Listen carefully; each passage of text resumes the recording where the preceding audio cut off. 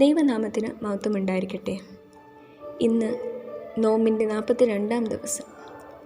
ഇത് നീ വിശ്വസിക്കുന്നുവോ എന്ന ചിന്താവിഷയത്തെ ആസ്പദമാക്കി അല്പസമയത്തെ ചിന്തയ്ക്കായി തിരഞ്ഞെടുത്തിരിക്കുന്ന വേദഭാഗം വിശുദ്ധ യോഹന്നാൻ എഴുതിയ സുവിശേഷം 11-ാം അധ്യായം 25-26 വാക്യങ്ങളാണ്.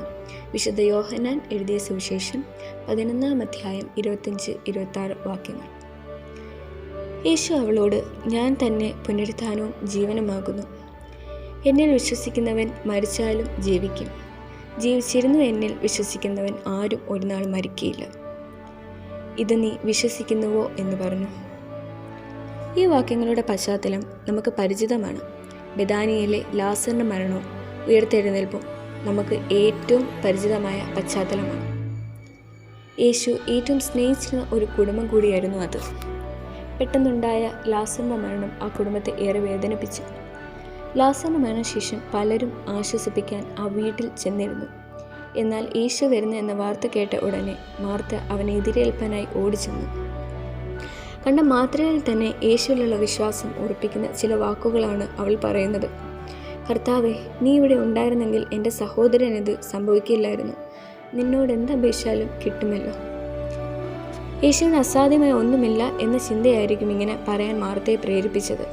ലാസർ തീർച്ചയായും ഉയർത്തെഴുന്നേൽക്കും എന്ന ഉറപ്പാണ് കർത്താവ് കൊടുത്തത്. അതുമാത്രമല്ല, ഞാൻ തന്നെയാണ് പുനരുത്ഥാനവും ജീവനുമെന്നും എന്നിൽ വിശ്വസിക്കുന്നവൻ മരിച്ചാലും ജീവിക്കുമെന്ന ബോധ്യത്തെ ഉറപ്പിക്കുകയും ചെയ്യുന്നു. ഇന്ന് നമ്മുടെ വിശ്വാസം എങ്ങനെയുള്ളതാണ്? ക്രിസ്തുവിലാണോ അതോ മറ്റെന്തെങ്കിലുമാണോ? ഇന്ന് നാം ഓരോരുത്തരും ചിന്തിക്കണം. നമ്മുടെ ദുഃഖങ്ങളിലും കണ്ണീരിൻ്റെ അനുഭവങ്ങളിലും നമ്മളോടൊപ്പം വന്ന് നമ്മെ ചേർത്ത് നിർത്തുന്ന ക്രിസ്തുവിൽ നമ്മുടെ വിശ്വാസത്തെ ഊട്ടിയുറപ്പിക്കണം.